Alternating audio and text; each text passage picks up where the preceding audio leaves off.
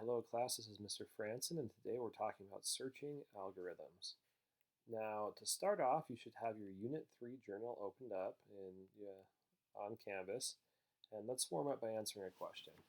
I want you to write about a time where you had to sort through a large amount of data, paper, items, files, whatever, to find something.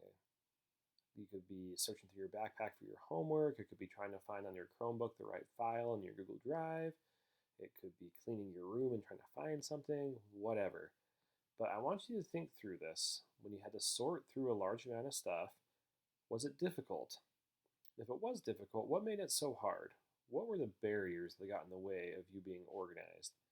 And what could have made it easier? So go ahead and take a little bit to fill this out. You can push pause. And once you're done, you can go ahead and move on with me.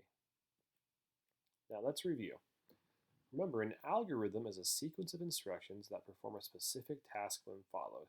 So basically what we're doing here is we are trying to create a step-by-step guide to solve a problem. And we do it not just for one single problem, but something that we could generalize, which means that we could use it for multiple problems of the same type. All right?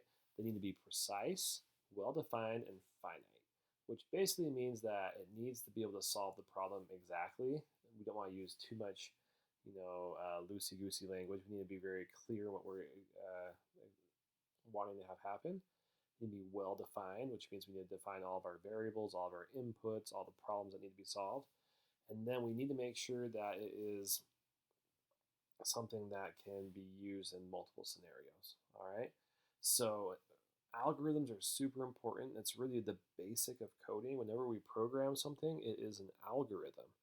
And what we're doing is we have a start, and then we give it some inputs, and then we just have some decision points. And it will repeat itself until done. Okay, so that is an algorithm.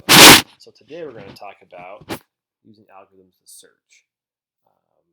So remember, before we get going too much further, computers are stupid. Some things that we take for granted, we have to remember that computers think very logically and line upon line. They use those ones and zeros in programming, and they can't adapt. They can't think outside the box. They can only do what you tell them to. So in computer programming, we use the term garbage in, garbage out. If you write a bad algorithm, you're going to get bad outputs. So you have to make sure that you write it well, because the computer will not make up for your mistakes. And remember, an algorithm is good if it gives you correct answers, it's efficient and fast, and is generalized. And that word generalized really means that it can be used in multiple scenarios, not just for one thing. Okay? So, today we're going to talk about two different algorithms. The first one is called a linear search. So imagine, if you will, we have, in fact, I'll show you guys an example. We have here a list of numbers, 1 through 15. And your job is simple. We are going to guess which number is right. All right? So a couple things we have to understand here. We have 15 numbers, and one of them is the winner, and everything else is a loser. Okay? So in a linear search, what we do is we're going to check each element one by one to see if it's right.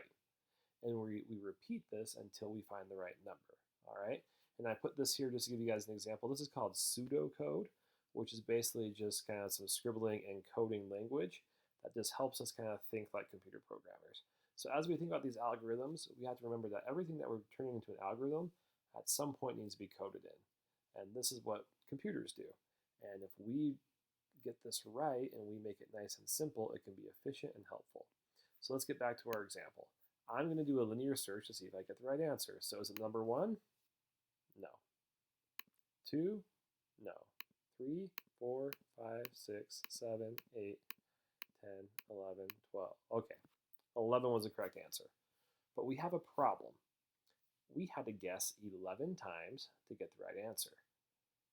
So when we think about algorithms and we think about what we can do to make them more efficient, did I get it correct? Yeah. Could I use that method in other ways? Yeah. But was it efficient? Absolutely not. So what we want to do is figure out how can we solve the same problem, find the random number, but efficiently. And the way we measure efficiency in this regard is where we make the fewest number of guesses possible. And this is something that we can program into a computer, and it's something that we do automatically. So let's play a new game. And this time, I'm going to do a binary search. And how binary search works is first, we click a number in the middle. Okay, so the number is lower than 8. But notice how, because I searched in the middle, I now know the ones above it are not correct. So I'm going to come down here and search in the middle again. So 2 guesses in, and I'm down to 3 numbers. I'll search in the middle one more time, and boom, now I know the correct answer. So a binary search is where we systematically cut our guesses in half, and that way we don't have to guess as many times. Remember when I did it before, I had to go 1, 2, 3, 4. I went all the way up to 11. Okay? And binary search is just the way by which we cut it all in half. So let's do another quick example. Here I have the numbers 1 to 300. And if I was to do linear search, I would just click 1 at a time. Not very efficient, and if the number is 300, I'm going to have to make 300 guesses. But remember, to be efficient, we have to make as few guesses as possible. So what I'm going to do is I'm going to use binary search. And the first thing I'll do is find the middle. Well, 300 divided by 2 is 150. So I'm going to click 150, and that cuts my range in half. Now 150 to 300, I'm just going to guess around 225. Oh, okay. Now we're down to 75 more. I'm going to guess 264.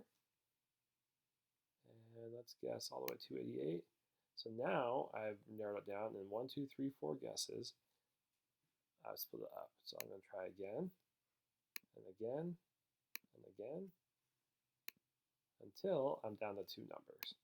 It looks like I got pretty unlucky here, but still, I got it right in 1, 2, 3, 4, 5, 6, 7, 8, 9 guesses.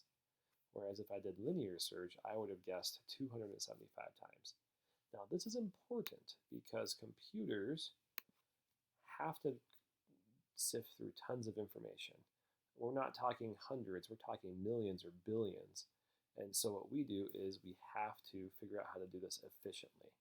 So linear search takes a long time, but binary search can be very quick. So when do we use linear search? When it's a small list, it's okay. And if the list isn't in order. Binary search only works if the items are in order, just like in our example. Okay? And binary search is awesome because no matter how big the list gets, it stays relatively simple. All right? So what we want to do in this algorithm is figure out how to locate our item in as few guesses as possible. And really, with binary being so efficient, it usually is worth to do a sorting algorithm first to put things in order, and then use binary search. We use this all the time online if we're searching for something on the internet, on Amazon, on Google. We're always searching for stuff, and this is just the way for us to accomplish it quickly.